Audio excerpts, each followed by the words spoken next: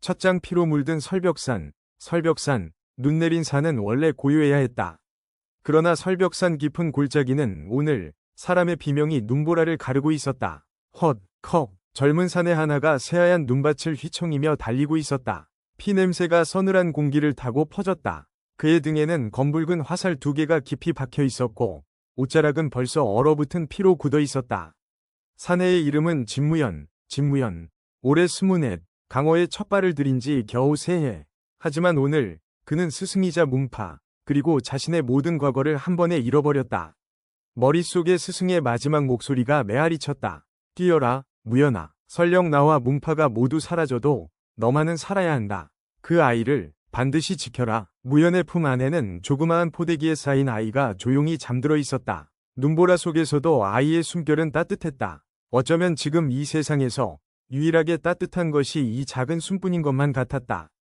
스승님, 죄송합니다. 진무현은 이를 악물었다. 스승 청야진인, 그리고 설벽 건문, 위 사형제들이 하나둘씩 쓰러지던 모습이 눈꺼풀이 깜빡일 때마다 떠올랐다. 눈 덮인 계곡 아래 검붉은 옷을 입은 살수들이 미친 짐승처럼 몰려들었다. 혈울루, 강호의 암살 집단. 그들이 왜 무명의 소문파인 설벽 건문을 덮쳤는지 무현은 아직 알 수 없었다. 알 수 있는 건 단 하나, 자신 말고는 아무도 살아남지 못했다는 사실뿐이었다. 뒤에서 기척이 다가왔다. 눈을 밟는 소리가 일정하고도 가벼웠다. 솜털처럼 부드러운 발걸음이었으나 무현의 등골은 얼어붙었다. 여기까지다. 진무현. 눈발이 갈라지고 붉은 비단 옷을 걸친 사내 하나가 모습을 드러냈다. 긴 눈매에 옅은 미소, 손에는 칼집조차 없는 희고 가는 장검이 들려 있었다. 혈울루 제4혈수, 백년, 좌라 불리는 자다. 널 죽이라는 명을 받았지. 백연의 목소리는 마치 따뜻한 술처럼 부드러웠지만 대화 중에도 그의 발걸음은 눈 위를 더럽히지 않았다. 검객의 경지, 한 발 한 발이 이미 살이었다. 무현은 묵묵히 숨을 고르며 등을 나무에 기댔다. 품 안의 아이가 흠칫 몸을 뒤척였다. 아이까지 건드릴 셈이면 숨이라도 고르게 한 뒤에 오는 게 예의 아니오? 백연이 피식 웃었다. 숨은 저승에서 실컷 고르도록 하지. 이 산을 떠나지 못할 뿐. 눈보라 사이로 살기가 피어올랐다. 2장 설벽의 마지막 검. 진무현은 오른손을 번쩍 들었다. 쇠액, 얼어붙은 공기를 가르며 검이 뽑혀 나왔다. 설벽 검문 특유의 푸른빛이 도는 장검. 검신 위에는 미세한 금이가 있었지만 여전히 검기는 서늘했다. 설벽 13식, 흉내라도 내보이지. 무현이 낮게 중얼거렸다. 백연이 눈썹을 찌푸렸다. 설벽 13식이라 한물간 산속 문파의 시골 검법. 그게 내 목숨을 얼마나 더 버텨주려나? 한식이라도 제대로 들어가면 당신 목숨도 붙어있긴 어렵겠지. 말이 끝나기도 전에 무현의 몸이 눈을 박차고 솟구쳤다. 첫째 식, 초설, 검이 눈발을 끌어 모으듯 부드럽게 흘러나가더니 단번에 직선으로 뻗어나갔다. 눈을 가르는 강기가 허공을 찢었다. 백연에 가는 검이 거의 보이지 않는 속도로 움직이며 공격을 가볍게 흘려냈다. 그의 발끝은 그대로 눈 위에서 한치도 움직이지 않았다. 힘만 잔뜩 들어간 풋내기 검이군. 이어지는 둘째 식, 셋째 식. 설벽의 검은 원래 눈처럼 조용히 쌓여 상대의 숨통을 끊는 검법이었다. 그러나 지금의 진무현은 피와 분노로 눈을 갈아버리는 칼바람에 가까웠다. 쾅. 검과 검이 부딪힐 때마다 눈먼지가 일었다. 숨소리와 함께 터지는 단말마 같은 검기. 하지만 상대는 혈울루의 혈수. 발밑도 흐트러뜨리지 않고 유연하게 모든 검을 받아냈다. 스승의 죽음을 보고도 검을 아직 저렇게 거칠게 쓰다니. 백연이 담담하게 중얼거렸다. 감정에 잡아먹힌 검은 언제나 짧게 끝나지. 순간 그의 눈빛이 한번 스쳤다. 촤악. 거의 보이지도 않는 횡백이 무현의 왼쪽 어깨에서 새 피가 솟구쳤다. 버티려 했지만 몸이 뒤로 밀리며 나무에 부딪혔다. 등에 박힌 화살이 더 깊이 파고들었다. 눈앞이 번쩍했다. 그때였다. 품 안에서 아이가 흐느끼듯 울음을 터뜨렸다. 으아. 얼어붙은 산속에서 뜻밖에도 그 울음소리는 생기를 품고 있었다. 마치 살아있는 모든 것의 마지막 존속처럼. 백연의 시선이 아이에게로 향했다. 그 짧은 순간 무현의 눈빛이 바뀌었다. 검이 아니라 도주를 위해 움직이는 짐승의 눈. 여기서 싸우다간 나도 아이도 죽는다. 무현은 벽에 기대 딛고 있던 다리에 마지막 힘을 쥐어짜며 땅을 밀었다. 전신의 힘줄이 동시에 비틀렸다. 후우. 허공이 한순간 뒤틀렸다. 검기가 아닌 기 전체를 아래로 찍어 눌러 터뜨린 것. 폭발처럼 터진 내공이 주변 윤을 한 번에 날려버렸다. 하얀 눈보라가 폭풍이 되어 일어섰다. 호호, 몸을 버리는 발상인가. 시야가 눈으로 가려지는 찰나 무연은 몸을 돌렸다. 그의 발은 급경사를 향했다. 설벽산의 북사면, 절벽과 다름없는 계곡길. 한번 미끄러지면 어디까지 떨어질지 모를 곳. 백연이 외쳤다. 거긴 이미 늦었다. 무연은 아이를 품에 더 꽉 끌어안고 그대로 낭떠러지를 향해 몸을 던졌다. 눈과 바람이 뒤엉킨 채 온 세상이 뒤집혔다. 세장 붉은 달의 밤. 차가운 물이 폐 속으로 밀려났다. 무언가가 몸을 거칠게 쥐고 잡아당겼다. 야, 이놈 아직 숨이 붙였어. 당겨. 무연은 본능적으로 허우적거리며 숨을 몰아쉬었다. 입안 가득 차갑고 비린 강물 맛이 퍼졌다. 눈을 뜨자 희미한 등불과 거친 남자 얼굴이 보였다. 젖은 머리카락이 이마에 들러붙었고 굳어버린 피가 얼룩진 옷자락이 축 늘어졌다.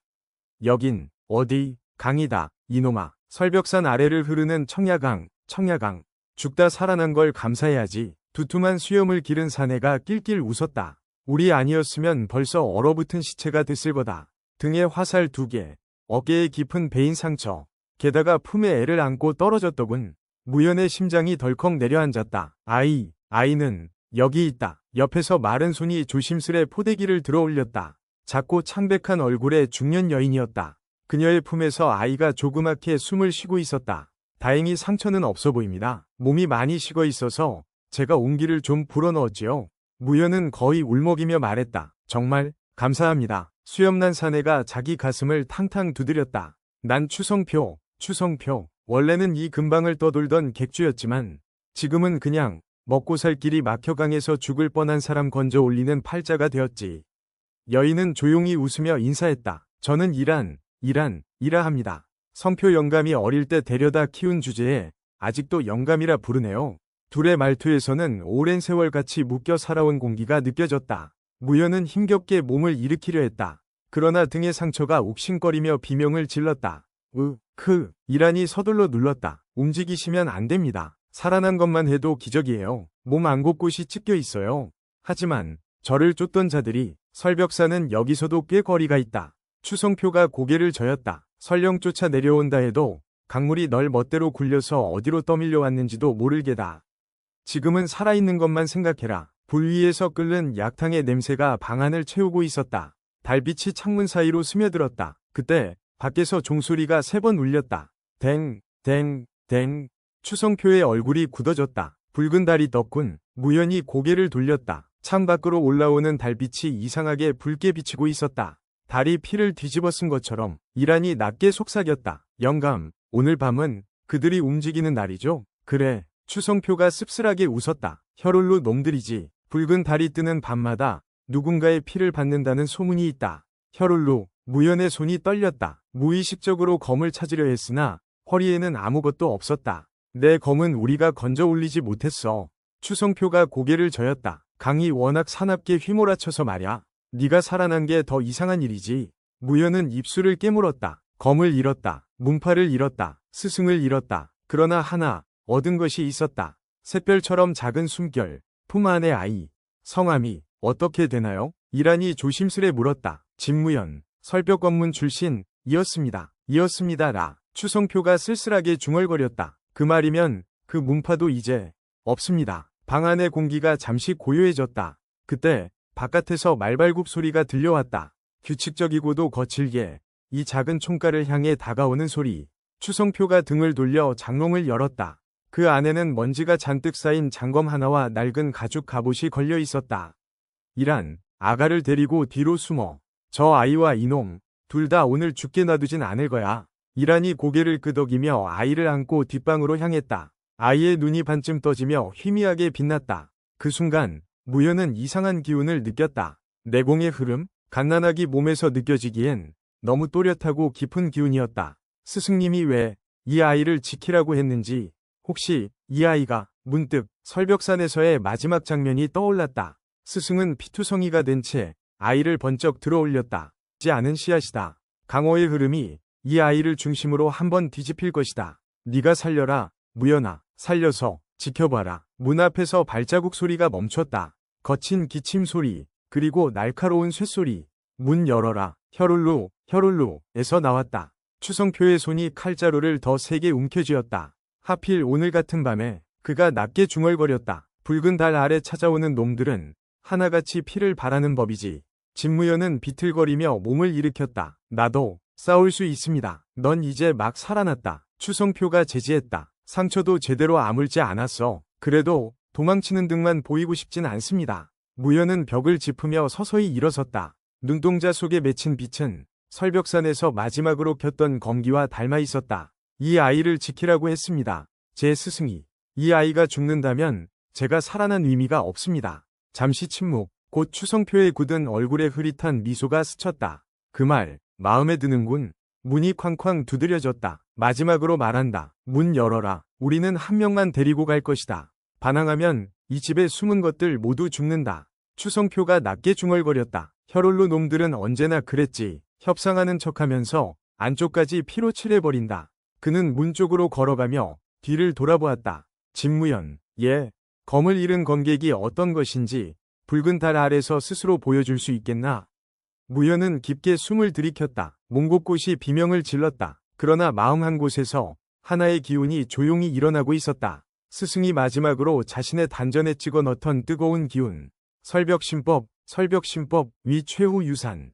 지금부터 보여드리겠습니다. 문이 거칠게 열렸다. 붉은 달빛이 방 안으로 쏟아져 들어왔다. 그 빛 아래 검붉은 옷을 입은 사내 셋이 서 있었다. 그들 뒤로 설벽산에서 봤던 혈올루의 문양이 달빛에 반짝였다. 검은 구름 사이로 스며드는 붉은 실선.